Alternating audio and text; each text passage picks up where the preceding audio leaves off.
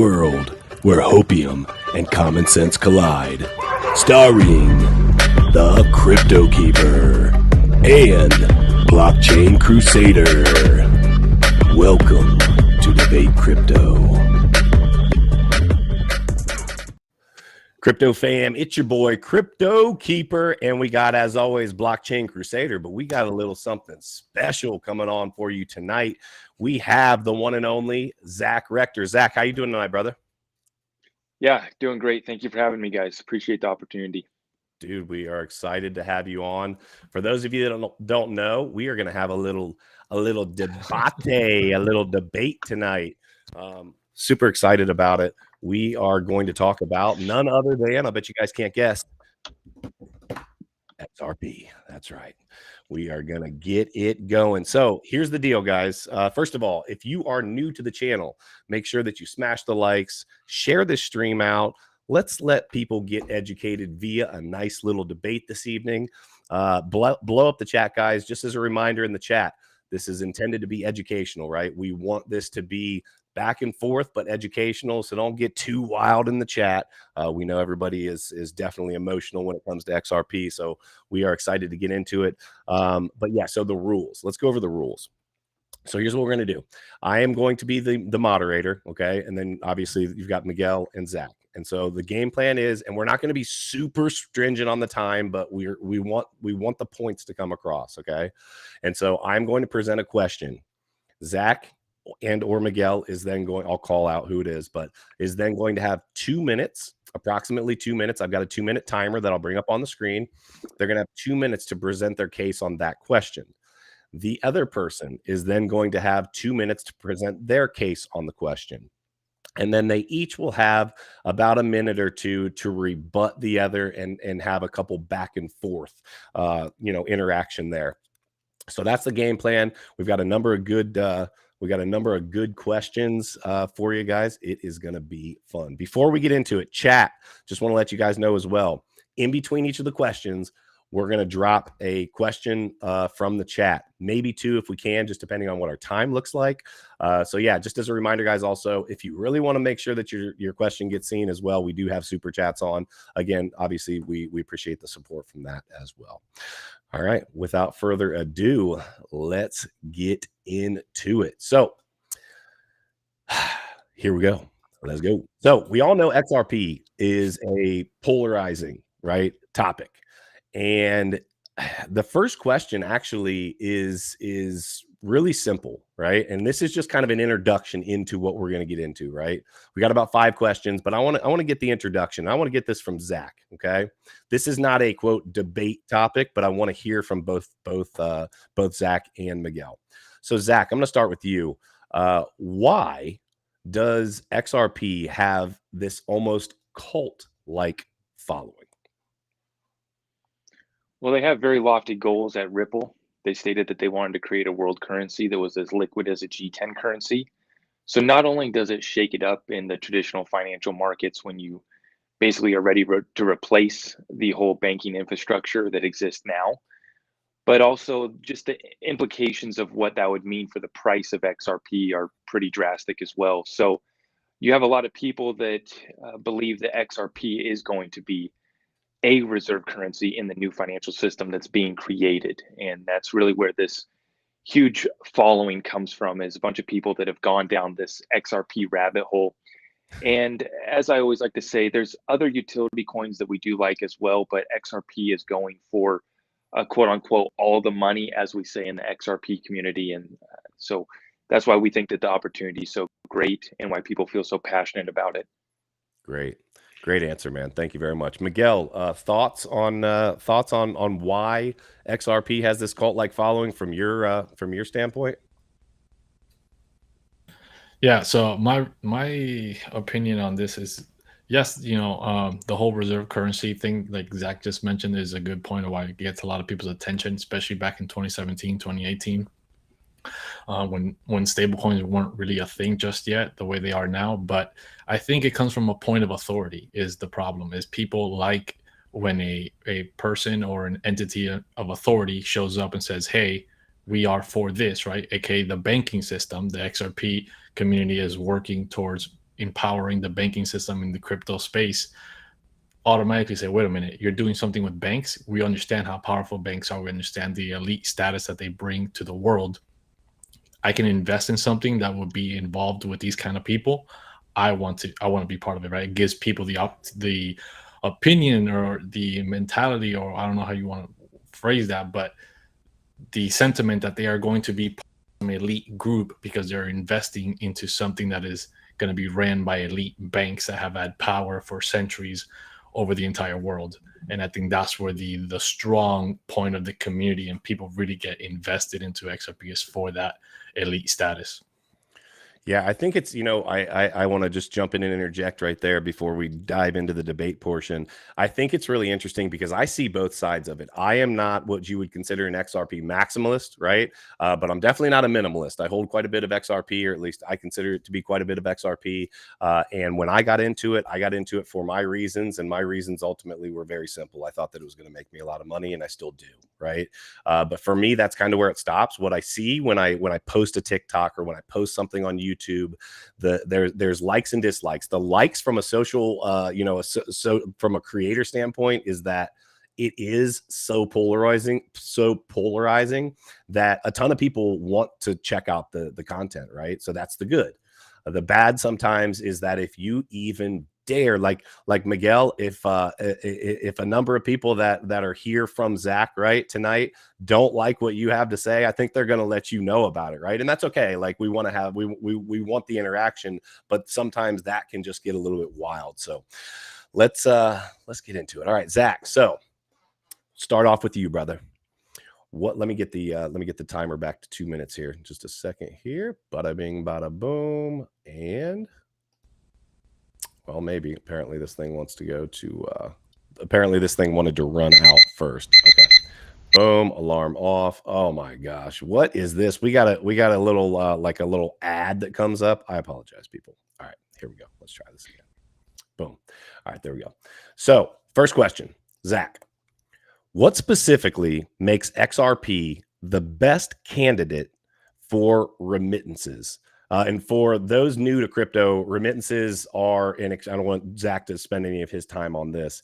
Remittances are if I work in one country and I want to send money back to, let's just say, family in another country, that is what a remittance is. We always try to keep the new people educated. So if you don't know, that's what a remittance is. So what specifically makes XRP the best candidate for remittances? Zach, it's all you, brother. Let's hear it.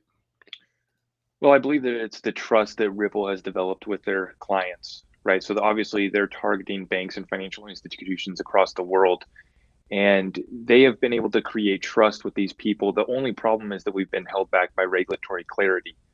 So we already had a very successful trial with MoneyGram. That partnership was very successful. But then after the SEC lawsuit, that partnership got dropped. But I would say that it's not XRP's tech necessarily. It is better than many cryptos in that sense, as far as settling in 3 seconds at pennies. But the real deal is the Ripple's partnerships that they are creating, and it's that ecosystem within RippleNet. So it's over 400 banks and financial institutions as of today. They already have multiple central bank digital currencies being piloted on the XRP ledger. And another advantage is the private layer that they are building out for central banks as well. So this will allow basically the private banks, financial institutions to hide or have privacy on the private layer, but still have the advantages of being able to tap into that public ecosystem. That's the real like secret sauce for getting these financial institutions to come on board, because they don't want everything out on the open. So that's not just unique to XRP. That's also done on the XDC, hybrid blockchain.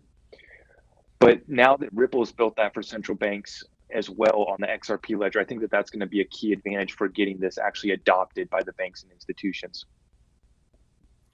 So, Miguel, I just want to say, I was just thinking this through real quick, just kind of on the fly. Why don't, Miguel, you want to rebut to what he just said, and then we'll go with 2 minutes, or you guys want to go 2 minutes, 2 minutes? I feel like you're going to get lost maybe in, I'm just throwing this out there. It's up to you guys. I'll let you guys decide. Do you want to go 2 minutes, and then rebuts? I feel like we might get a little bit I sidetracked. can. That's fine. I can rebut and kind of make my point across Okay. at the same time. All right, cool. Let's hear it. All right. So the question is, what makes XRP the best candidate? I would say back in 2017, it was because it was the only option available at the time. I think that time has expired for XRP. So right now, I don't think XRP holds anything unique except for the partnerships with banks. But at the same time, we're seeing banks partner up and investing into stable coins like USDC, right? Remittances. It's only XRP only is advantages when it's working within the banking system, making banks transfer money here and there. Because XRP sending money across borders, you can do that with any crypto. You don't do that only with XRP, right? Like I personally have sent Bitcoin to my family in Cuba. They sell it over there for cash, and they get paid a premium in cash. They didn't have to send XRP to do that. People can do that with not just Bitcoin, but with any cryptocurrency. So when it comes to peer-to-peer remittances, XRP has no advantage except for maybe a little bit of time, but it doesn't have the premium that Bitcoin or something like that has in other smaller countries. When it comes to banks, yes, the partnership that they have makes them have somewhat of an advantage, but that advantage is slipping away with the more stable coins that are coming out, right? We see Goldman Sachs, we see all these big banks investing into stable coins and investing into CBDCs that eventually can do exactly the same thing that XRP can, right? Send money from across the borders, convert to any other stable coin or CBDC of any other nation, and have the same process, being quick, being cheap, and at the same time they don't have to give up that power to, or should I say, to Ripple Labs, and they can just have a more regulated system that is created within the government, within the United States, and so forth. So, Zach, essentially what it seems like Miguel is saying is anybody can do this, right? And so, I guess, you know, kind of getting this back towards you, can anybody do this? And if so, what, I mean, again, what makes it, what makes it so special, if indeed anybody can do it? And maybe they can't. I want to hear what you got to say about that. Yeah, well, there's one thing that any central bank, that any JP Morgan, that any Chase Bank, that any central bank of wherever cannot do, and that's be a neutral bridge currency. So you can have JPM stablecoin, you can have the US digital dollar, you can have the Chinese yuan, but they all have to trust each other. And that's the main issue and the problem that is solved by using XRP, is that it's a neutral bridge asset. So you don't have to trust each other. You settle your transaction across the XRP ledger and then you're in and out. That transaction's done in 3 seconds. So that's the key part of the bridge currency aspect of XRP. Yes, you're going to have all these stable coins being launched. Everyone's making their own token, but you need something that's going to be a neutral bridge currency. And I also want to say too that Ripple is mostly focused on the wholesale payments. So any retail transaction you could send through PayPal, you could use XLM, you talked about using Bitcoin, that's all going to be used every single day. On the back end, you have trillions of dollars that have to be settled daily on Swift. And then you have, you know, just to name two, I like to name off Swift at $5 trillion daily. And then the clearinghouse within just the United States is $2 trillion daily. So those are huge payment flows that have to be solved and settled on the back end. So you have PayPal that's competing with some of these cross-border payment solutions, along with any other payment service as well. The big opportunity is settling the wholesale payments on the back end. And when you say the wholesale payments on the back end, you are speaking of like the Swift system. So I guess I do have just a kind of a follow-up for you real quick before Miguel jumps back in. If that's the case, don't they, I mean, they ultimately trust everybody has to trust that system right now, correct? Yeah, but they trust it and they expect like a 6% error rate. And they expect the fees and the costs that come with those transactions. Like there's actually quite a bit of errors within that payment system, and they've just come to accept that. And then it's also going to save money for these institutions as well. And when they're on that private layer, JP Morgan can operate with Chase Bank on that private layer where their transactions don't have to be seen by the public, which is another advantage and reason why it will be adopted by the banks and financial institutions. Interesting. Miguel, thoughts? Yeah, so you mentioned basically that you mentioned that XRP would, or Ripple would be that, base currency, that base bridge, but then you would have to trust Ripple Labs, right? You would have to trust it with the fact that the founders hold like 20 billion of the coin, and the level of centralization between the validators and the tokenomics of XRP, that would have to be a trust in of itself already. So they're not really that. XRP, I mean, not XRP, crypto is about being trustless, right? That's the whole thing about Bitcoin, peer-to-peer, trustless. You just need to verify. You don't need to trust anybody. XRP is not like that. XRP, you still need to trust Ripple Labs, and you still need to trust that they're going to be a good actor in the space. The whole thing about payments, like somebody mentioned in the chat, right? ISO 222, 20,022, whatever, however you say it, right? XRP is not the only one that's compliant, and that ISO situation is just a messaging format for the traditional system to be able to send money from here, there, and communicate with banks back and forth. Algorand, HBAR, XLM, right? All these other coins are just as ISO compliant as XRP. So Algorand has actually, with a very small use case, obviously, with the Marshall Islands or something like that, they created a token on the Algorand, and they're using Algorand as their national currency.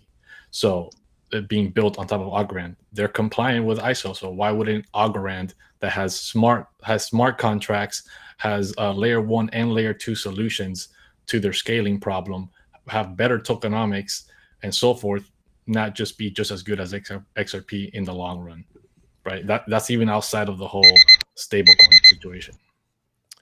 So, okay, that's fantastic. I want to give you guys each 30 seconds here real quick.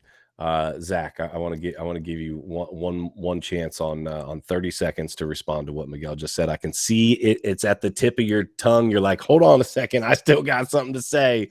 Let's hear it, brother. What you got? No, this is fun. Miguel's bringing it, and this is a great conversation to educate everyone. So here, within 30 seconds, let me just say, Ripple runs less than 10% of the validators. I can't remember if it's 4 or 6%. It's like either they run 6 validators or it's like 4%, but less than 10% of the validators that confirm the XRP network are ran by Ripple. So when he says that you have to trust Ripple, I would say you have to trust Ripple if you're holding on to XRP as a long-term investment. To use the XRP ledger, you could use it today without having to trust Ripple, because they settle less than 10% of the network. And you're seeing that with all the meme coins being launched on XRP. And now you have NFTs coming to the XRP ledger as well, all showing the decentralized nature of it. Miguelito. Yeah, so 20 segundos. When I was mentioning the validators, I wasn't mentioning the amount of validators that XRP is running, but just the validators themselves don't get paid, right? They're not like miners in Bitcoin or anything like that, where you get a transaction fee and you get incentivized to be a good actor in the space. The fact that they don't get paid at all can lead to collusion of, well, the validators can come in together to create fake or bad transactions that would incentivize them at some point to make that transaction happen, because they're not getting paid like how Bitcoin miners are. They're incentivized to always make sure that the Bitcoin network is as secure and as up running as possible, versus XRP doesn't do that with their validators. And I forgot what the other point that you were making. So can you tell me, Zach, the other point that you made real quick? No, he cannot. That's just a fail. He took over on that. The neutral bridge asset part of What was that? I'm sorry. I don't know if it was just the neutral bridge currency part that I was talking about. Well, yeah, I'll succeed in my time. That's I lost track of where I was going with. No, that's good stuff, guys. So ultimately that actually leads us into this second question. I think this is we're gonna get some heat on this one, right? And I want to start off with Miguel on this one. Is XRP truly for and about the people? Let's get what you got, Miguel. So the answer is no, right? It's not about the people. It's a banker's coin. And when was the last time the bank was ever for the average person, right? It just doesn't work that way. The fact that they're coming in, right? They had a solution for what the banking system has, right? They truly do have a problem, right? I agree with that, with the SWIFT having to be upgraded eventually and so forth and so on. But no bank wants to empower people, right? No bank wants to allow people to become rich or even get to their level of elite status by investing in something that they are not going to be in full control of. So no one in XRP that is working with XRP that's trying to empower banks to come into this world, right? XRP crypto was about getting away from traditional banks and empowering the bankless, right? Banking the unbankless and empowering the average person to have their own bank, to be their own system. XRP is the opposite of that. XRP is trying to empower banks again to then steal that power away from people that are in the crypto space, trying to get away from traditional systems and centralized powers. So there is absolutely no way that XRP was in any way thought to be for the people. It's just another way to continuously empower the elite. Ooh. I'm resetting your timer here, brother. Go for it. Okay, so let's clarify this. So Ripple might not have the average person as their ideal candidate for a client of theirs, right? But XRP is permissionless and it is decentralized as it sits today. And we know this because you can see all of the meme coins, all of the XRP Ledger airdrop tokens that have just been launched within that ledger, within that ecosystem. So I would make the case that XRP is for whoever wants to use it, because anyone can use it today. Ripple might be for banks and financial institutions, and that's up for debate. But we know that they have said that they want to serve all 7 billion people on this world, on this planet. And I think that they are true to that because they're building out the ecosystem that is XRP, that is the permissionless decentralized network. And we've been waiting for DeFi to come to the XRP ledger for a while. This is where all these other coins were ahead of XRP. We're finally just now getting DeFi and NFTs on the XRP ledger. So we've been waiting for this moment. We're finally here, and it truly does show the decentralized nature of XRP and the fact that we have people that are, I mean, we finally have rug pulls and actual like scams on the XRP ledger, right? And that's a good thing, huh? Although it shows the decentralized nature of it, right? Because any scammer can come hop on and build their own token and or do an NFT drop, whatever they want to do. But to my point, Ripple, yes, their clients are banks and financial institutions that service the whole world, and they want to bring cheaper transactions and a better internet of value. XRP, though, I mean, there's no entity behind it. Yes, Ripple does control the remaining escrow, and I do trust them with that. But XRP itself is decentralized in nature. All right. Yeah, so I would definitely not disagree with the fact that XRP itself is decentralized in nature, but the fact that Ripple, literally all their products, Xcurrent, RippleNet, whatever you want to call it, XVIA and Xrp, all stuff, all depend on XRP to run. So they literally built XRP for the true purpose of empowering banks and not empowering the average person. If tomorrow all banks lose partnerships, right, they drop their partnerships with XRP, nobody's going to be using XRP. Nobody's using XRP now. Everyone's just holding on to it, hoping that someday this SEC shenanigans is done with and all the banks come out saying we love XRP. XRP is the new world reserve currency. If that doesn't happen, no one's going to be using XRP. So no one thinks of XRP as the people's coin. Everybody sees it and will always see it as the banker's coin. Ooh.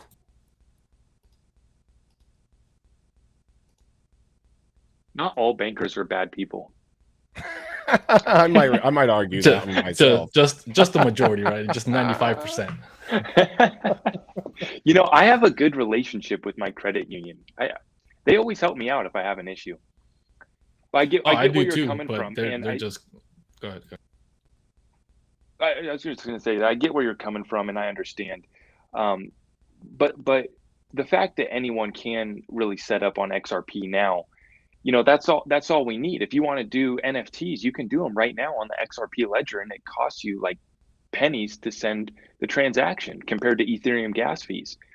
So, yes, we could maybe say that XRP was designed and created for the banking system, but it doesn't stop. It's not like you're locked out of using it if you're not a bank and financial institution, at least not yet. Maybe that's part of the settlement, is they're going to lock out the average retail investor. One of my fears with XRP, but as far as now, anyone can buy it, anyone can use it. So that last turn that alarm off. The last thing that you just said, you said at least not for now, and I guess I just I am interested to hear kind of.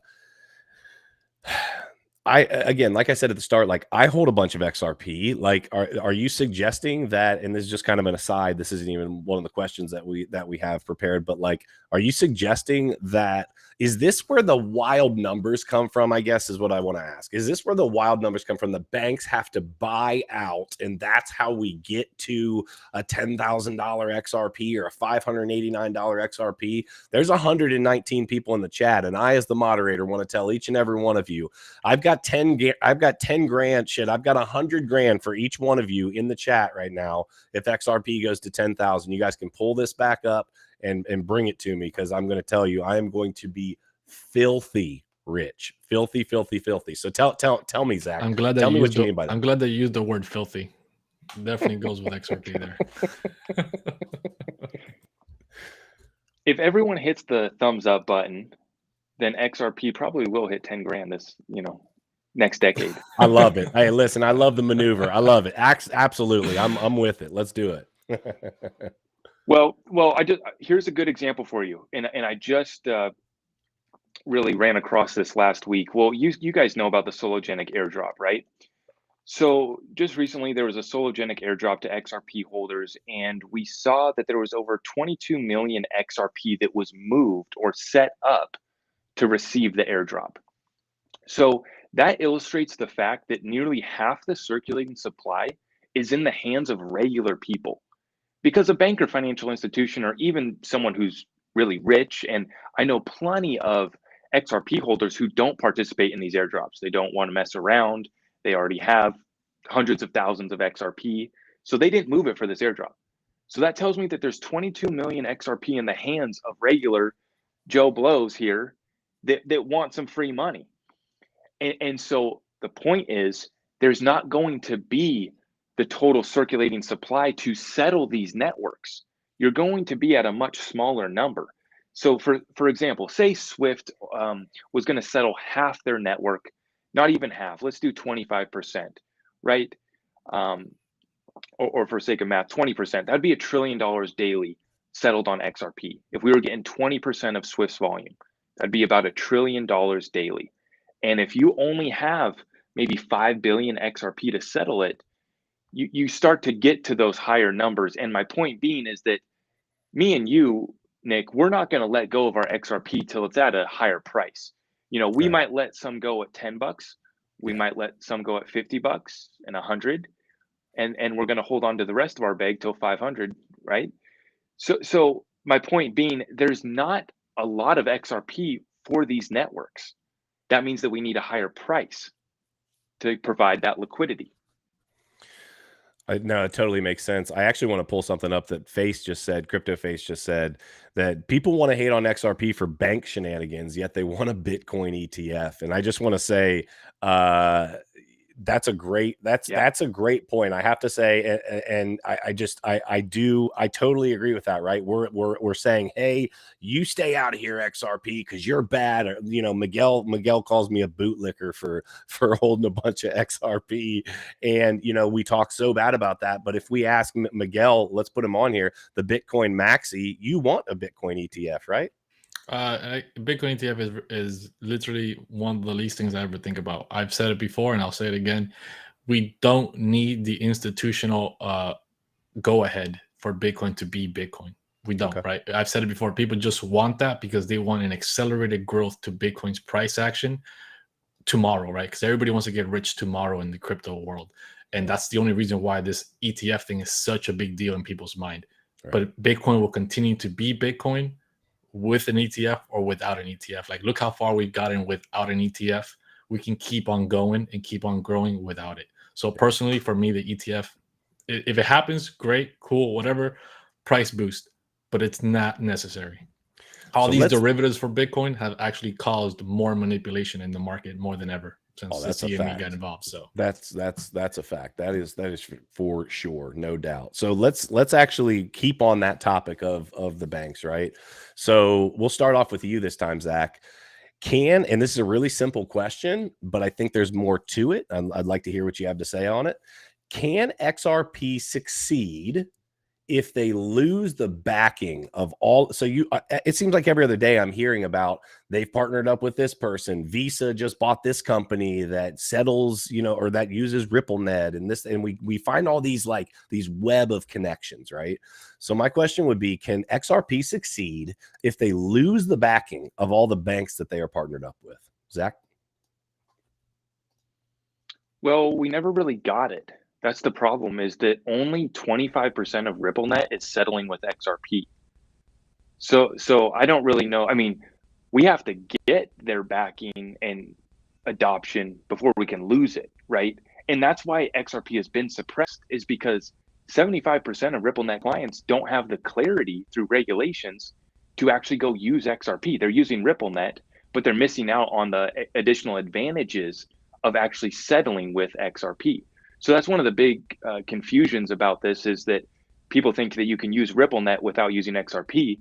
That's true, but you have much more advantages when you start actually using XRP. And so the real numbers are 25% of RippleNet clients are using XRP. The remaining 75% are not. And when you think about it and you look, the biggest and best partnerships that Ripple have are the ones that are not using XRP yet. It's all these smaller countries in the smaller corridors. Not to downplay these partnerships, they're massive. In the Middle East, in the Asia Pacific region, they're dominating, in Japan. But I would say they still need to earn their spot, and they're still proving themselves. And I do believe that they've done successful tests with MoneyGram, and they were piloted back in 2018 by the Bank of England. I mean, so these are big deals, and they're being piloted by central banks right now. There's 3 that they're working with, and then they're on the Digital Pound Foundation right now. So I would say they're in the process of actually getting this trust and adoption.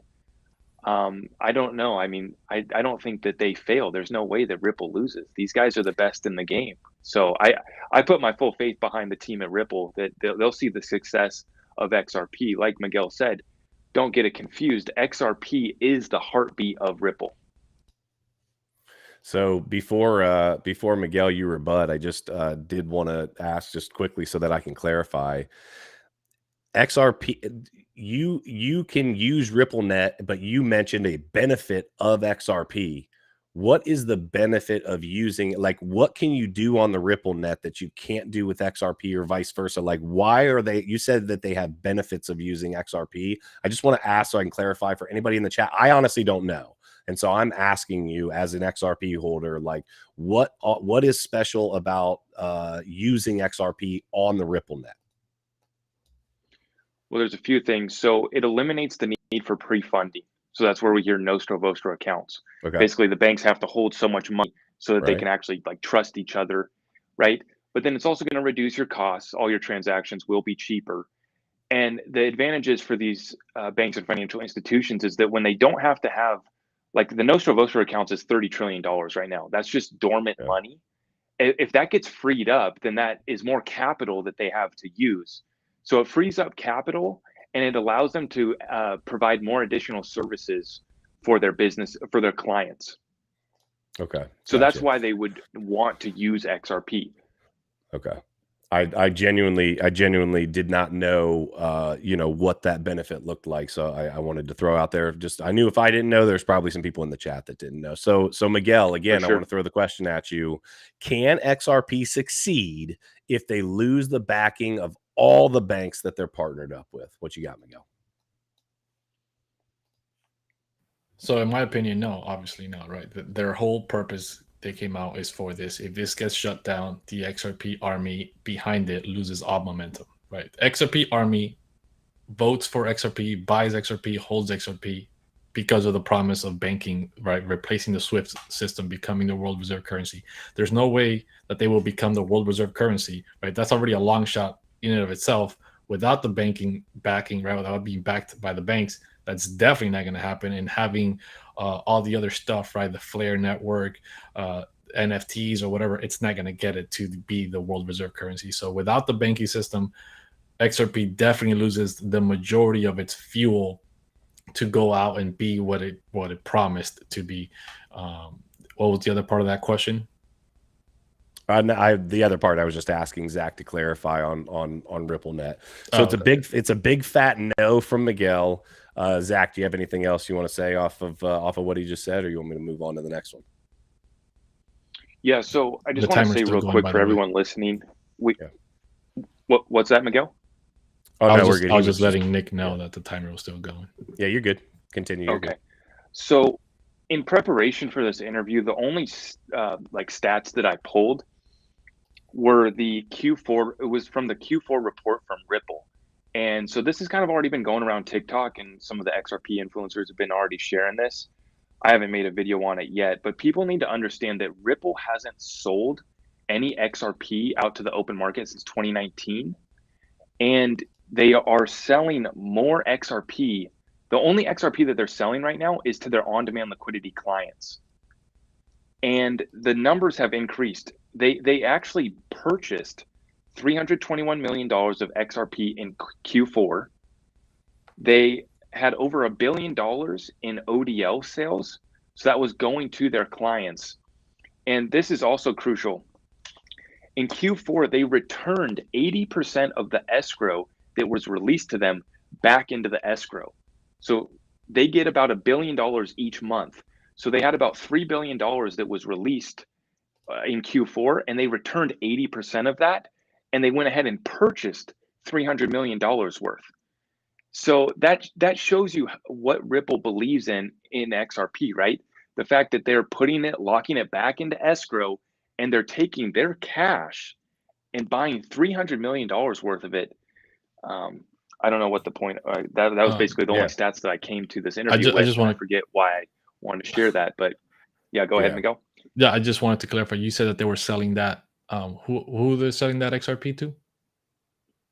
To their on-demand liquidity clients. So that's that 25% of RippleNet clients that are actually using on-demand liquidity, which settles with XRP. Okay.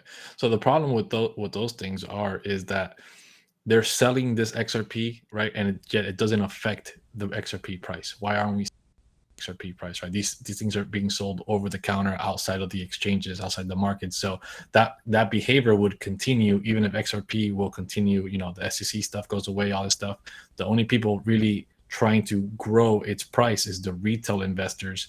If you remove retail investors from XRP, all these banks that they're going to be selling XRP to, so that banks can be holding it, it's going to be off exchanges, right? That's not going to gain XRP its crazy valuation that most people think it's going to hit. We're going to get into we're going to get into valuation stuff a little bit here in just a little bit. So let's hold off on that right now. All right. Can I just say one thing to that, Nick? Yeah, for sure. What's up? Yeah. So it's relative to how much XRP is being released now. So like a lot of people are saying, and it's a common thing that people say, oh, the founders are dumping on you guys. Ripple's dumping on you guys. Yeah. Well, relatively speaking, we're getting only, right, there was $1 billion of XRP that they sold to their on-demand liquidity clients. That didn't go to exchanges. That's not going to average retail holders. So the fact is we have more supply that's getting dumped on us, but it's not getting out into the open market for us. So in a sense, it's being used. And that's all we're waiting for as an XRP holder is, I don't want them to burn any of that XRP in escrow. I don't need them to do anything like that. We just need to start using it. And that's what we're starting to see is that Ripple's returning it all for themselves to keep. And what little bit they do release goes to ODL corridors to get used for cross-border payments.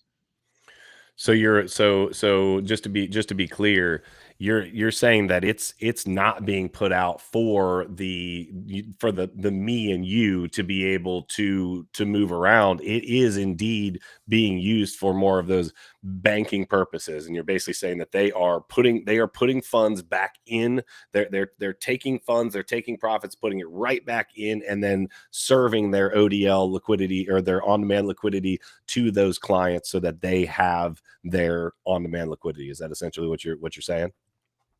Yeah. Okay. All right. So that's actually a great segue here. So if that indeed is what they're doing, the question then becomes, why? We're going to start with you, Miguel. Why would the banks / the government? And I have wondered this one. Miguel and I have had this chat a number of times, right? This one, I just always think this one's interesting. Why would the banks or the government not just create and or use their own CBDC or stablecoin? We kind of hinted at it earlier when the debate started, but I do want to know, I'm going to dive deeper into this. Why would they not, banks or government, just come out and say, you know what, I'm going to use my own CBDC here, I'm going to use my own stablecoin, I'm going to use a different avenue? Why would they not just do that? So there is no reason why they shouldn't do that, right? They're actually should be incentivized to do that. We're seeing more and more stable coins coming out, right? Whether they're algorithmic or we're seeing, USDC backed by a bunch of banks, by Coinbase and so forth, right? So they are incentivized to use a different alternative instead of XRP and putting all their eggs in that one basket and saying only XRP is going to take over the entire SWIFT system. And we're just going to trust Ripple, not XRP. We're going to trust Ripple, right? And give up that power, that banking power to one company for the entire world. So having each individual government create CBDC, stablecoin, whatever it is, and use that to be able to provide liquidity around the world and around banks back and forth, gives them more incentive than using XRP. I understand XRP has the private ledger, right, and has certain things that some stable coins right now don't have. But all these privacy layers and advantages of XRP can come to a stable coin or to a CBDC. So there is no real reason why a government or bank would consider XRP over using their own thing. So Miguel, you think you believe that there's no reason that they shouldn't be doing that. They should literally be saying, "Hey, listen, I'm gonna use this, I'm gonna use that, or I'm gonna use just my own product here. I'm not going to use."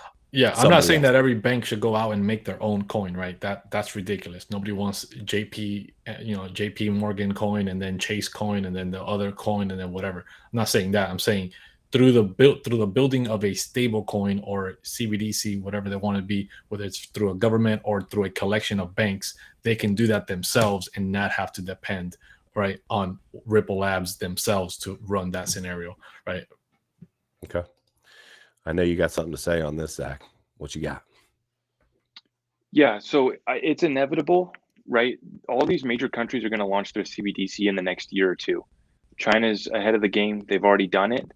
And I should also mention that they've already banned all the cryptos in their country. So it gives you a glimpse into what some countries will consider.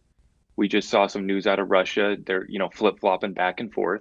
And I like to say that I'm not a fan of any government banning Bitcoin or any other cryptocurrencies. For me, it's about a level playing field. But when we do get a level playing field, we will find that XRP is the use case utility that we need in that neutral bridge asset that I already talked about, right? Because China has already launched their CBDC. The Fed just put out their report. They'll launch one here within the next year or so. We're seeing the rest of the major countries across the world. It's like over 80% of central banks across the world are going to have theirs out within probably a year or two, right? So that's been the plan all along, in my opinion. It's just a matter of when that happens, the use case for XRP actually increases. We're actually waiting for that. I mean, because that's just going to add more cross-border payments. That's just going to add more transactions in this internet of value when you have this interconnected world, right? And you have these institutions that aren't necessarily going to trust each other. You have countries that aren't going to trust each other. XRP fits right in the middle between everyone. Miguelito. Why would XRP fit right in the middle, right? Why these people, all these governments can't trust each other? Why would everyone collectively come and trust one person, one entity, I say, of XRP? That would create a whole nother level of trust. If all these governments can't trust each other, right, and they have all these alliances and they can't come to an agreement, how would they all possibly come together to agree that they're going to trust this one entity to keep the world's banking system safe? Yeah, you know what? Makes no sense. I want to say something on that one because I want you to rebut to what Miguel was just saying, but I want to go a little bit further on that, Zach. So wouldn't in kind of in regard to what Miguel is saying, wouldn't the fact that they are indeed asking like a lot of trust on one central company, wouldn't that basically be very similar to the, new world order that we're working towards, right now, where everyone is trying to literally, everybody's greasing somebody else's palm. There's all these backroom handshake deals. At the end of the day, we are talking about massive, now we're not even talking about a massive amount of money. We're talking about multiple trillions transacted daily right now, right? We're talking about some huge numbers, right? And so wouldn't that kind of promote that backroom handshake, good old boy, you got me, I got you, and basically take us out of the whole idea of decentralization in the first place? Why am I not processing with that? Well, I know what's happening behind the scenes, but I would assume that some of the biggest and best deals that actually matter are being done with Ripple sitting at the table. And that's just my speculation, but we're seeing them. They've already said that they're talking with 50 central banks. So we know that they're at the table. We can all speculate on what table that is, what backroom deal that is, but Right. That's how this world works. And so I'm going to be betting on the success of Ripple and the success of XRP Ledger as the chosen network, because when you say, why would they trust that one entity? Well, it's not one entity. It's one ecosystem. It's one network, which is XRP, versus trusting China or versus trusting the United States Federal Reserve, right? That's the whole attraction to it. It's the same reason why people are using Bitcoin, right? Is to have that permissionless, decentralized network that has made Bitcoin get so successful up to this point. But when you're talking about banks, financial institutions, and governments, they absolutely want to have their thumb on it a little bit more, and they want to make sure that they're covered, that their assets are covered, right? And so for me, when you look at what Ripple's doing and kind of holding the hand of the banks and financial institutions, everything that I've seen is legal, moral, and ethical. And if I see something evil that's going on, I'll be the first to say it. But everything that I'm seeing is just trying to create a better internet of value. Miguel? Yeah, I wouldn't say that anything that banks do is mostly legal, moral, or good. I think that at the end of the day, centralized banking has been, the most evil thing ever created. It's had its benefits for civilization, but it's literally created debt slaves, right? This is what most people are debt slaves, and that was created by the banking system that we have now. And empowering that through XRP defeats the purpose of what crypto was made for. So I do think that there are better options and alternatives for crypto to evolve as a financial system that doesn't have to include XRP, include empowering banks. So we got an interest. So thank you guys. There's been 2 super chats. One person dropped a super chat earlier that said, I could have bought 10 more XRP, but I spent it on this stupid super chat. So whoever said that, thank you. We appreciate your support. I got a good laugh out of that. But I thought this one was interesting, and I'd like to hear what you guys have to say about this. So, got to turn my alarm off here. Hold on. Oh, there we go. Sorry about that. Gosh, that's so loud too. Okay. So thank you very much for the super chat, Wolf. It says Swift is a cooperative company under Belgian law and is owned and controlled by its shareholders, which are financial institutions, representing approximately 3,500 firms across the world. right? And so my question to this would be, if Swift represents all of these different financial institutions, how, and Zach, I'd like to hear your thoughts on this. How do these all 3,500 different institutions all agree? Maybe not even all of them, but how do they all agree? Like, yeah, you know what? We're jumping on board as it relates to RippleNet. We're jumping on board as it relates to XRP. I think because I've got a large holding of XRP. I hope they do, right? Because it's gonna shoot the price. It's gonna skyrocket the price, right? But how we can't get we've got a two-party system in the United States. We can't agree on anything as it relates to monetary policy, right? How are we going to get 3,500 different freaking banks to say, yeah, I think we should definitely use RippleNet XRP? What are your thoughts on that? Well, not that it really matters. I do think that the number is closer to 11,000 financial institutions, but so it's even more banks and financial institutions. Even better. Yeah, but regardless, it is thousands. That's the best solution for them. You know, what's the alternative, right? Settling on the Bitcoin network, settling on Ethereum with those gas fees. This is a solution that Ripple really built out for them. I mean, and that's where it's like, yeah, they did build it out for the banks and financial institutions, and it allows them to hold their hand. And that's what these guys need. These are old guys running the Swift network, but who's up on stage there with them? It's Brad, right? Brad's sitting up on stage there, and he says, hey, come along, we'll bring you with. And so it's basically easing over the transition for these old timers to the new financial system. Like, hey, you're not going to get left behind. You guys can all come on board.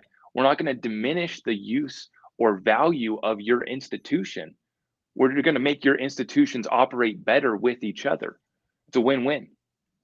Yeah, so I do agree with part of what you said there. Actually, a large part of what you said there, that these old timers, this legacy financial system, they are lost as it relates to crypto as a whole. It seems like, and that's part of the reason why we do need some regulation. That's part of the reason why this XRP case not only needs to be settled, in my opinion, but it needs to be laid out. Like, the paperwork needs to be laid out. Like, we need to know why.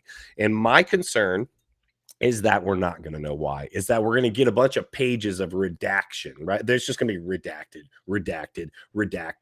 And I think that we do need to know that, because there are a lot of people that are sitting at the table, as you said, Zach, that need that.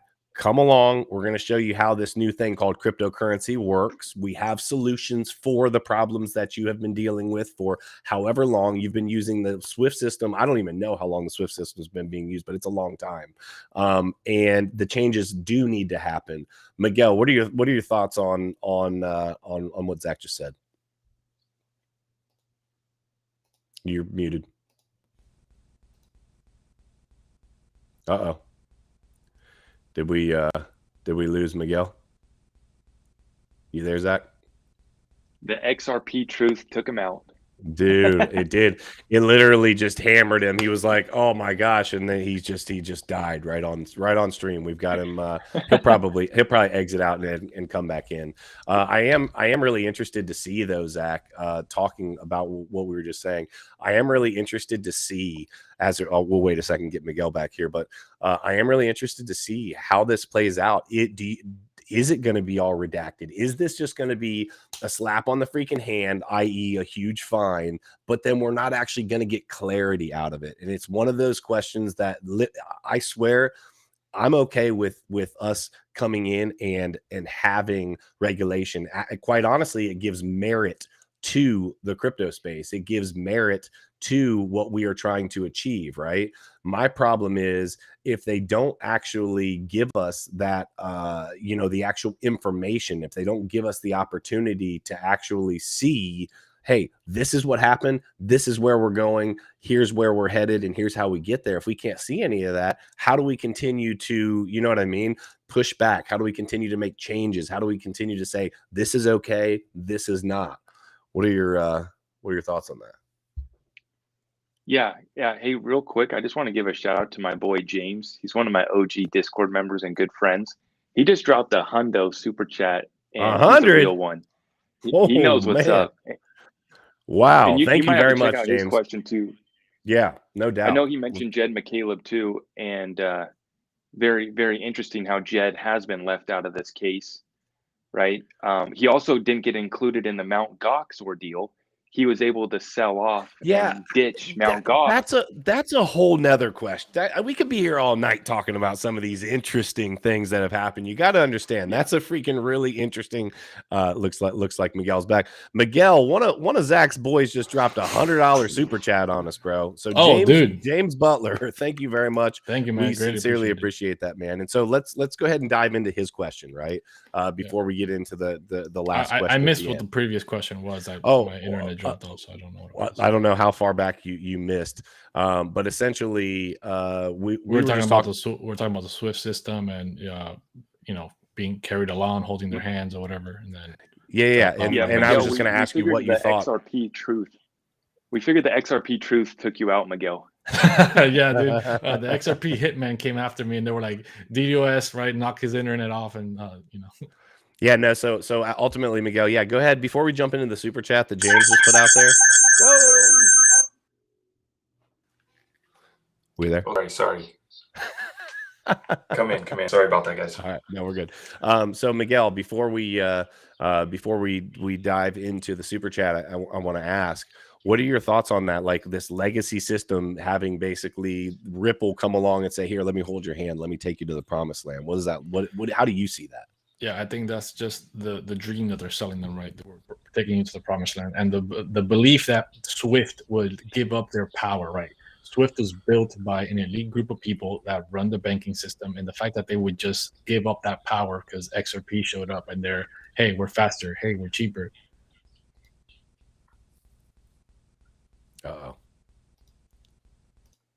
Oh no. Oh no, really? We got this far into the debate. He is having some major internet problems. Okay, so let's jump into the super chat, James. Let's jump into the super chat, Zach, from James.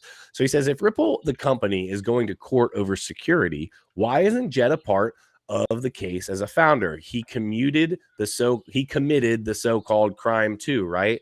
I want to ask you because, dude, you are the XRP. You are the answer, right, for a lot of these XRP questions. Tell me your thoughts. Why is Jed McCaleb not part of this, a part of this lawsuit? Right. They would have to file a separate case against Jed because he wasn't at Ripple at the time of the time in question that the SEC is suing Ripple over. Jed wasn't there. And he already had a deal, like a private contractual agreement that he can only sell XRP at a certain rate. And right. So it's like I got a mean echo.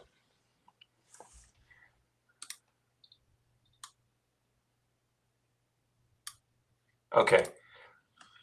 So yeah, Jed he basically got out before the SEC attacked them. I think that's the only reason. And then he's just selling his on the open. So I think it's a different XRP that's in question.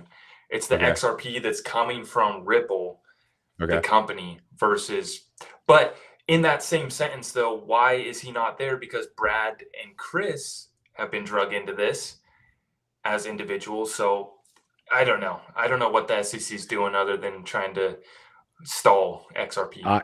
So I actually, and I've heard Ben say this too, that basically, was he essentially the backroom watchdog that is just basically saying, hey, listen, I'll give you, you know what I mean? He's like when the feds bring in an undercover, right?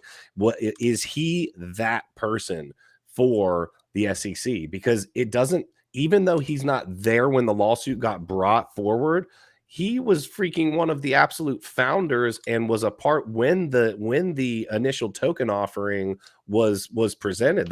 When the ICO happened, he was absolutely a part of it. So I do think it's very interesting that he's just basically skated through and is still able to sell. I mean, he is very incredibly wealthy, and has no legal, at least right now, has no legal issues whatsoever, I believe. Right. Yeah, I think it's interesting. I think it's super interesting. Jed's All right, the one Miguel, that was meeting in the back rooms in those deals you were talking about. He's been back there for a while. Yeah. Well, I he don't was part speak about Jed McCaleb. He was part of Mount Gox though, I too, don't want wasn't to he? speak on him. Wasn't he part of Mount Gox too? Yeah. He left before they got hacked though. Yeah, he was. Oh man, I don't know. So I have Miguel, you back? You yes, good? I'm back. Okay. All right, cool. So let's hit this last question, right? We're coming up on an hour right now. Here is the big listen, ladies and gentlemen, everybody, smash the like. This is the precipice, right, of the debate right now, right? Super excited to ask this question. We're going to start off with Miguel and have Zach rebut on this. So there are some incredibly high price predictions for XRP, right? I've done some math. I've actually seen you, Zach, on a TikTok, right? Basically have the whiteboard out and you're literally calculating things out, right? And I still, even with the math that you're coming up with, right, have the question, how the heck are we going to achieve any of these outlandish price predictions? And I'm not even, so I want you to tell me, an idea of kind of where you think you see your prices headed in, now 5 years, 10 years. Give me an idea of what you think that looks like, but tell me how we're getting there. I'm going to give you 3 minutes on this one because I think you might have a little bit more to explain here. If not, hey, you got an extra little bit of time. So what do you got, Zach? Right. So I already went over the scenario with the solo airdrop that displayed the fact of how much XRP is in the hand of regular people. So the whole use case that's going to drive the value of XRP up is providing liquidity for these networks.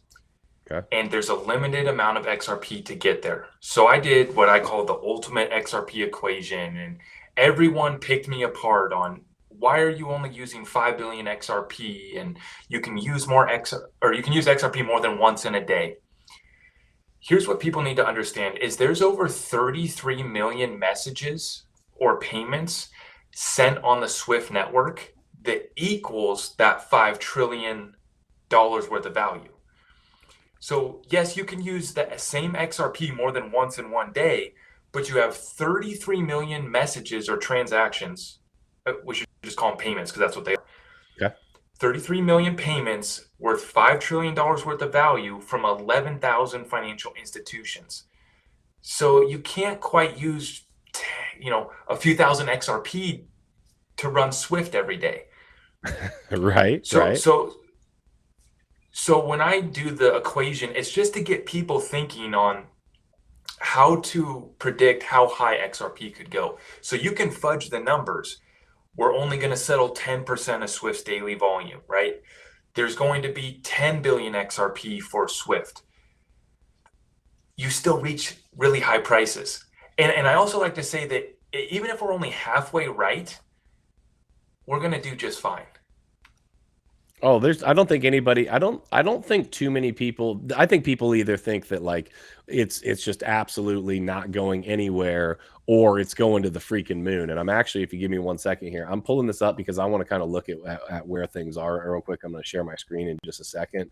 But so overall, I think that it's incredibly interesting, like because the numbers get so high, and I'm a math guy, right?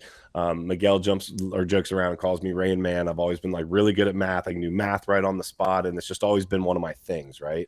And I'm going to actually stop the timer real quick, and then I'm going to let Miguel rebut to this, I promise. But I want to pull something up real quick. So I also want to pull up right here. I want to pull up XRP right here. Bada bing, bada boom. Okay, so XRP is at 61 cents right now. Okay, we scroll down and it's got a $29 billion market cap. Let's just call it 30 for easy numbers at 60 cents, right? So if it's $30 billion at 60 cents, right? Then to get to, let's just say $3 trillion, we're at 100x of where we're at now. That's $60, right? So let me make sure. So yeah, so 300, so 100x of now, yeah, is $60, and that would be $3 trillion. $30 trillion, right, would be 10 times that. That's just over your 589, not yours, but I'm saying the $589 that you hear all the time, right? So my question becomes, $30 trillion, that's half of the entire stock market right now, right? And unless I'm looking at it wrong, you don't need that much to transact and move around $5 trillion a day, because it's actively moving. It's going to be like trading volume, where it's, you know, trading hands back, forth, moving around, right? So how do we ever get to a price? Let's just use that. How do we ever get to a price past, excuse me, how do we ever get to a price past $60, let alone $600, let alone 10,000? I guess I'm just trying to figure it out. And Zach, I'm gonna have you come back at it, but Miguel, because I didn't give you your chance yet, how are we coming up with these numbers? Where are these numbers coming from? Well, I don't know where they're coming from, right? The numbers are wild. A lot of them don't make any sense to me. One, just market cap alone, and on top of that is, yeah, I was just sorry. I got it. On top of that, it's the fact that we're seeing, let's take an example, right? DeFi. Look at some of these DeFi protocols. They have all this value locked in them, right? Mm-hmm. Their market cap and their price still doesn't even get close to the amount that gets locked in their protocols. So the fact that XRP will be somewhat in Swift, right? I still don't believe that it will replace Swift. I don't think Swift will give that power up. I believe that they would, you know, integrate XRP along with other ISO compliant coins into the Swift system. They're not going to give up the Swift system power. So I don't think they're ever going to be settling 100% of all the payments. The volume, right? Like you said, right? It's trading volume. They're going to be trading it from one bank to the next, cashing it out into whatever currency, and that's it. Like, they're not going to be buying and holding and locking this value in for XRP. So the value, that valuation of these trillions and trillions and trillions of dollars just doesn't, I can't compute that makes any sense to me. Okay, Zach. Well, hold on real quick, Zach, before you jump into this. Crypto Face with $100 super chat. Thank you very much, Crypto Face. If you really appreciate it, dude. Yeah, dude, we really appreciate it, bro, and we love your market cipher too. As you already know, we're always playing around the market cipher. It's been helping me make some money recently. Crypto Face, we'll get to your question in just a minute. So Zach, continue on with this. How are we? I mean, even if you want to pull it up, whatever you want to do. How are we getting to these numbers? Like, where are they coming from? Well, you're comparing apples to oranges, because people compare it to like Tesla, Apple, Facebook, Amazon stock all combined doesn't equal these prices, right? Well, this isn't the stock of or value of one company. This is the value traded within networks that are running the internet of value. So it's not like, you'd be better off comparing the price of Ripple to the price of Google or Amazon, Tesla, right? That's a straight up comparison. With XRP, you're talking about the infrastructure. It's a completely different conversation. So yes, it doesn't sound possible, but compare it to what the US dollar does as far as a reserve currency, as far as the liquidity that the US dollar provides, and also compare it to all of the G10 currencies, which was one of the simple goals of Ripple. They said in 2017, they wanted to create a world reserve currency, and they wanted to make it as liquid as a G10 currency. So the use case is different from comparing it to the value of Tesla or Google stock, right? We're talking about the value of a network, which is the infrastructure of the whole payment system.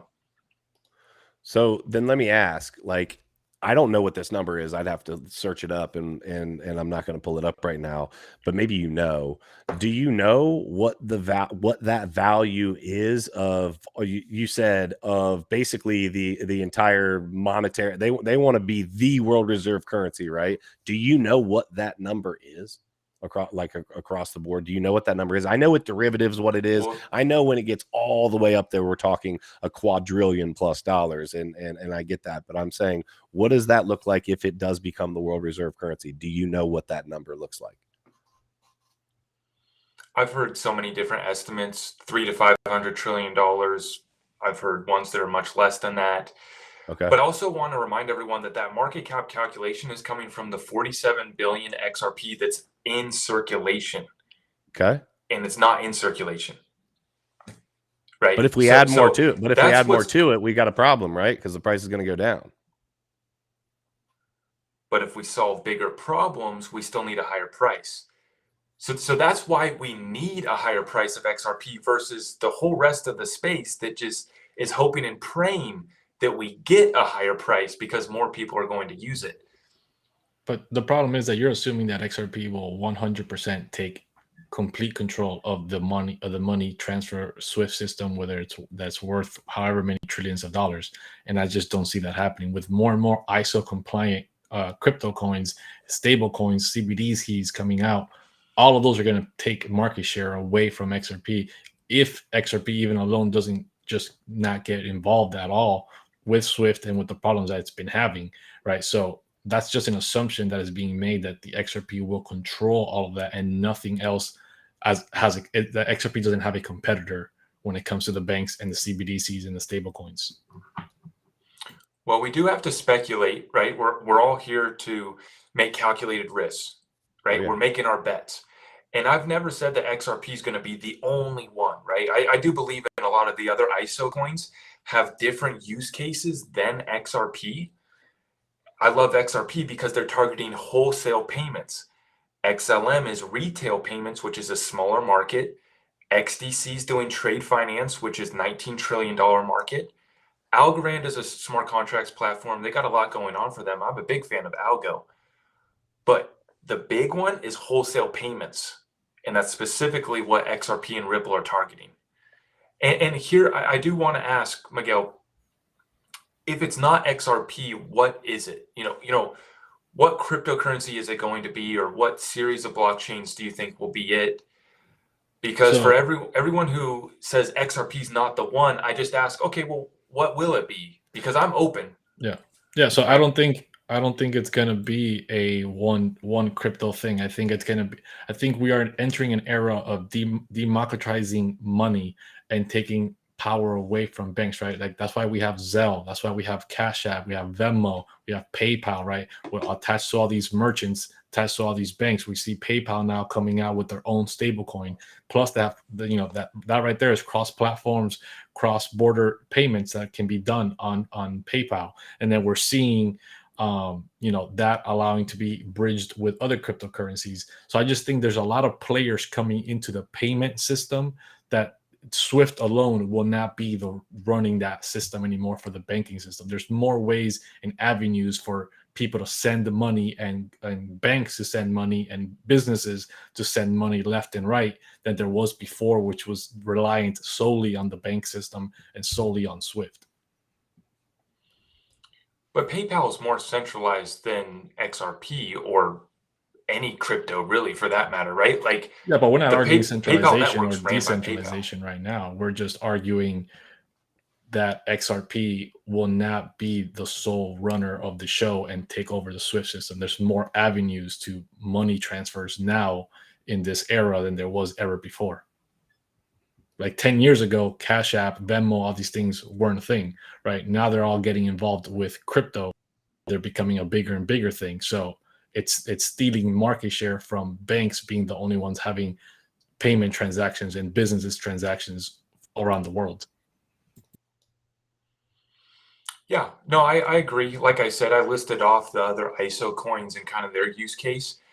It's just when it does come to SWIFT, there's only a few competitors, I think, that really can position themselves because they have that trust with the banks and financial institutions like Ripple does. Like Stellar, Jed McCaleb, right? He's obviously tied in, sitting at the table with them. There's a few other players. Algorand is praised by Gary Gensler. And I just did a video on the Algorand versus Ethereum ICO and how much cleaner I thought the Algo ICO was. So I think that Algo is going to have the green light. That's going to be a solid project. Don't you dare talk bad about my girlfriend. girlfriend. Adoption. Don't you dare talk bad about my girlfriend. You better. You're treading on thin. About Ethereum. Yeah. Well, it's just my thing is, if Ethereum is going to win, they're going to win. I want a level playing field, clear regulations, and yeah, XRP is not going to be the only one. I do think that it's going to eat up the largest market that there is to go get. Yeah, it's just, for me, crypto isn't and should not be a trust thing, right? And you keep talking about trusting, and then they have trust relationships with X, Y, and Z. And that's just not the way money should be, right? Money should not be a trust system. Money should be a verifiable, trustless system. So that's why I just can't get behind XRP and the trust between banks and the people and the incentives for the banking and the banking system and helping people, right? When we know that the banking system has created debt slaves, and we're stuck in a terrible system. So I can't get along with the trusting thing. That's why I'm a big proponent of Bitcoin, right? Trustless system. I got to ask, Miguel, do you own any XRP? No. Okay. See, I can respect that 100% because there's a lot of people that hate on XRP, but they still got a little moon bag, which I respect it too. But people that come from like, and I know you're not like sticking your nose up at us, right? But like coming from that moral standing, as long as you don't hold any XRP, I respect that. You know, if you really want the decentralized, I've said it before, right? I'm not saying that XRP can't make people money. Like, I'm not arguing that at all. I completely agree that if XRP wins the lawsuit, right, they're gonna pump. They have a lot of attention behind them. People can make money with XRP. I have said before, I understand that I can make a lot of money with XRP, but I refuse to make money off XRP because I refuse to support the legacy banking system. It's just a personal choice for me. I'm not arguing that people will not make money with XRP. Hey, Zach, listen. So Miguel and I are in business together, right? We've got Debate Crypto here. We're working together. I will loan him any money he needs when XRP takes off. Okay. So I just wanted to just tell you that, I just want to let everybody know that if Miguel's ever in need, I'll use my XRP to, and we'll see if you can keep it, bro. You can keep it. Hey, listen, let's get to Crypto Face's question. Yeah, that's what I'm doing right now. So thank you again, Crypto Face. Appreciate the super chat. So he wants to know, does Zach know if XRP has spoke with Jamie Dimon? I asked because one of his claims to CEO banker fame was streamlining all bank software and process to be on the same page, way faster, way more organized than before. I wonder what I literally can't see past that. Can you see past that, Miguel? I see it in the chat. It says, I wonder what JD thinks about XRP, if he knows about it. I see it. Yeah. Can you see that, Zach? So it's basically asking, like, has XRP spoke with Jamie Dimon? And do you know anything about that? All I know is that if Jamie Dimon says that he's not buying something and he thinks that something's terrible, that means he's loading up on it on the back end. So I haven't seen anything coming out of Jamie Dimon other than when he was like hating on Bitcoin while they were offering it to their institutional clients or whatever he did. But he's just always been one of those guys. And I don't know what he did in his past, and I don't know what his plans are, but I'm sure he'll eventually come on board. I totally agree, man. He is a heck of an individual. I actually got demonetized on a YouTube for calling him, Miguel and I did. I don't know if you remember this, Miguel, but a little while ago, it was literally when we first started like making a couple dollars for basically calling him a venomous snake. Well, don't say it again. Don't want to get right. demonetized. Like, no, I didn't even say his name on there. I'm just saying I talked bad about him. So thank you guys all. Listen, we are going to wrap it up. This actually went way longer than we had planned on, but listen, crypto fam, thank you everybody for being here. This was a heck of a time. Zach, dude, we're really happy that you came on, bro. Like, you impart a lot of knowledge and wisdom in the XRP space. So like, I will tell you, whenever I skip, as much as I love XRP, there's a lot of XRP stuff that I just skip past on TikTok. I do, but I listen to yours because I feel like, and I want to tell you this, I feel like you are level-headed. It's well thought, even if I agree with it, disagree with it, or somewhere in between, it's well thought out. You're level-headed, and it's not just like some just maniacal like idea that like I've got this set in my head, and no matter what anybody says, this is what it's going to be. It's like you're actually able to pull some facts as you So I just want to say also thank you, Zach, for coming on, and just want to let the audience know, guys, drop a 1 if you're buying more XRP right now after this debate, or drop a 2 if you're selling your XRP and say, I'm out of this thing. Screw XRP. Let us know in the chat, guys. What are you guys doing? 1 for XRP, drop a 2 for I'm selling XRP. Listen, Miguel, I got to tell you, bro, you guys both did a great job. But here's what I do want to say is that if you actually convinced XRP holders to dump XRP, you should be running for president, because I think we all know that people, when they are in on XRP, they are in on XRP. So if you convince somebody to dump their XRP, Miguel, you need to be absolutely running for office. We had another super chat. I just want to say thank you. Clap for you. We appreciate you. And actually, I do want to ask this on the way out, Zach, just a simple answer if you know the answer to this, or a simple question. I'm wondering if you do know the answer. Oh, hey, Wolf threw another super chat. Gosh, you guys are killing us with the super chats in a good way. Thank you guys very much. Thank you. Appreciate it. Super chat. Wolf said betting on XRP is like betting on horses. It might win, but there are 19 more horses racing. But yeah, so what I wanted to ask you was just on the way out again. Thank you guys very much. What happens if they lose this law, or what happens if they lose this lawsuit in the way that it gets declared a security? What do all of us XRP? Am I just SOL? Am I screwed? What happens? Do you know?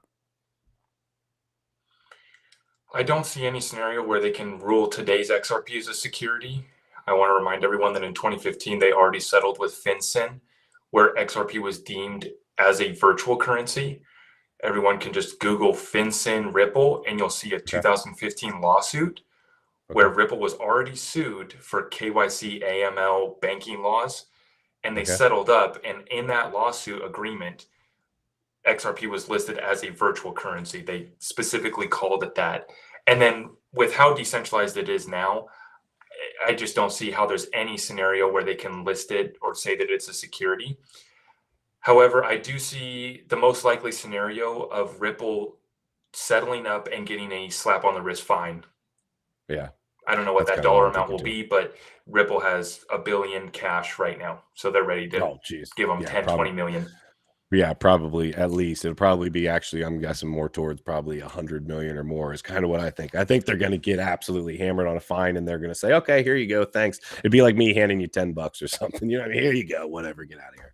So Crypto fam, listen, we appreciate each and every one of you guys. If you haven't subscribed, please subscribe. Listen, Zach's information is down below. Our information is down below. Make sure that you guys support Zach. If you're not already, I'm guessing a bunch of you already are. But if you're not, check Zach out. He's on TikTok. He's got a really good YouTube following. He's got, what else you got, Zach? You got a website, right? You've got a lot of social stuff going on, right? Yeah, and we run a small community, Discord community. If people want to join that, it's a way to support me and get into a group of like-minded individuals too. Not just all cryptocurrency, but we go in on other stuff as well there. So that's been fun. Cool, man. Cool. Well, Crypto fam, thank you very much for being here. We appreciate each and every one of you. Just if you're new here, I want to tell you guys, Monday nights are Magic Money Mondays as of right now. And this might be, we're going to be tweaking some things as it relates to doing more and more debates. But for right now, Monday nights, 9 p.m., Magic Money Monday. Wednesday nights are What If Wednesday. If you like to put on your tinfoil hat, What If Wednesday is Wednesday nights. And we literally get into things like, you know, what if Bitcoin was created by the CIA, and we really go hard on some wild ideas, right? So those are always a fun night. Thursday night is TA Thursday. We have CBO Crypto on there. We want to bring Crypto Face in for a TA Thursday one evening. So Crypto Face, if you're in the chat, I definitely, that's your open invitation. I actually needed to, I've been meaning to send you an email on that. So that's your open invitation, dude. And then Saturdays, sometimes Saturday morning, that's a kind of iffy whether we do what we call Saturday morning cartoons. And then Saturday night is Saturday Night Live, which was tonight for the debate. Guys, we love you. If nobody's told you that before today, we love you. We appreciate each and every one of you. And until next time, hodl like it's